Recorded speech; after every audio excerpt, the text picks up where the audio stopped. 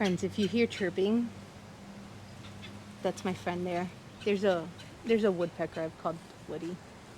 Friends, I've got an extra pot here with some soil that I'm going to be planting a determinate variety of tomato in, just so that in this springtime that we're in between like tomato crops, we can have something for fresh eating for slicing.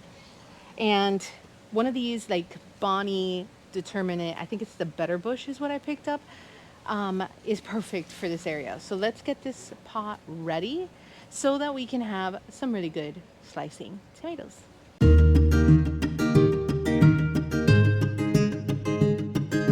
Guys,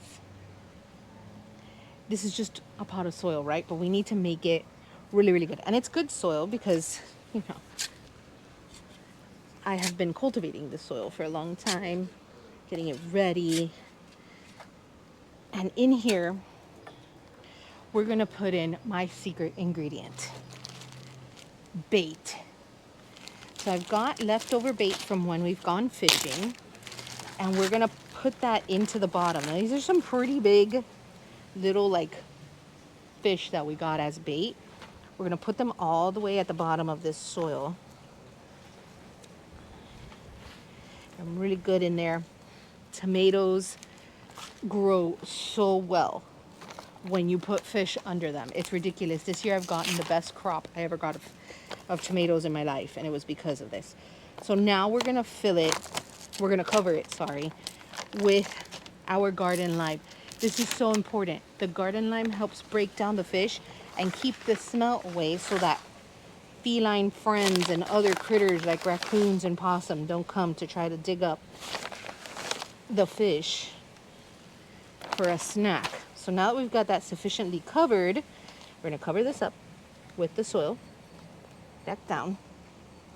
And then I'm gonna put in some bone meal and some blood meal. Like, oh my gosh, so much calcium. Overkill? Absolutely not. I don't want my tomatoes to get blossom and rot. So I'm making sure to give them everything that they need.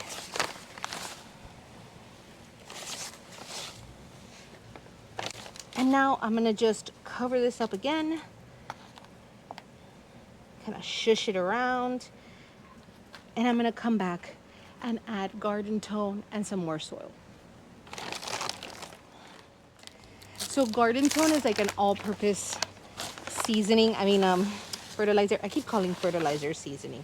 I don't know why I do that.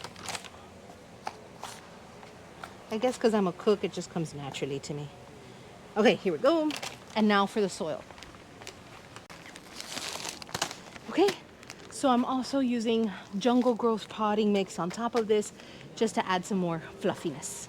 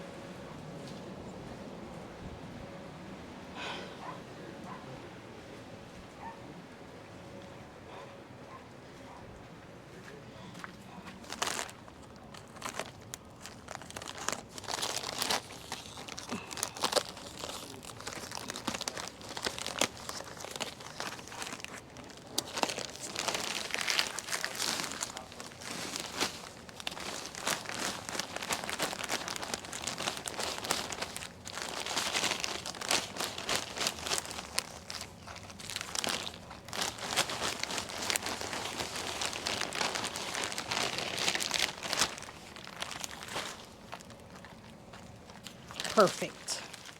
All right, friends, another pro tip and another secret. If you take these bottom leaves off, all these little white hairs at the bottom of your tomato plant, they will turn into roots.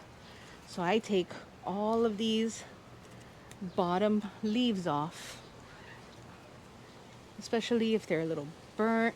We've had a lot of cold lately, so it happens.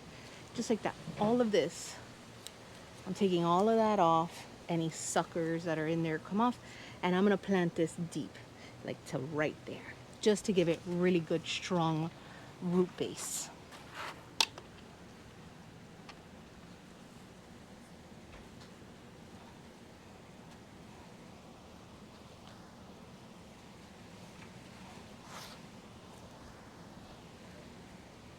just like that.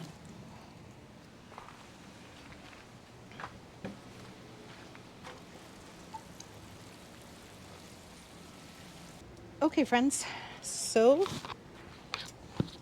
now that she is planted and ready to go, I'm going to use a tomato trellis tower.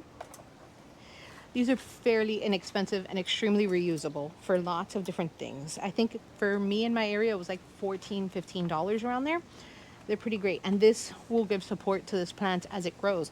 We can tie off to the sides and kind of hold it in place. If you don't want to purchase one of these, a couple of wood stakes with some twine will kind of create a trellis as well. And that's fairly inexpensive. Also, the little bamboo stakes does the exact same thing. It just adds structure so it doesn't topple over. But that's it. This is as simple as can be and will give you lots of food for a very long period of time. So I'm really excited about it. And then when it's done, it's done. And you don't have to worry about it binding all over the place and taking up too much space. This is super easy plant to grow, especially if you're a beginner. I absolutely recommend it. You guys take care. Thank you so much for stopping by. If you're new here, consider subscribing, and I'll catch you guys on the next one. Take care. Bye.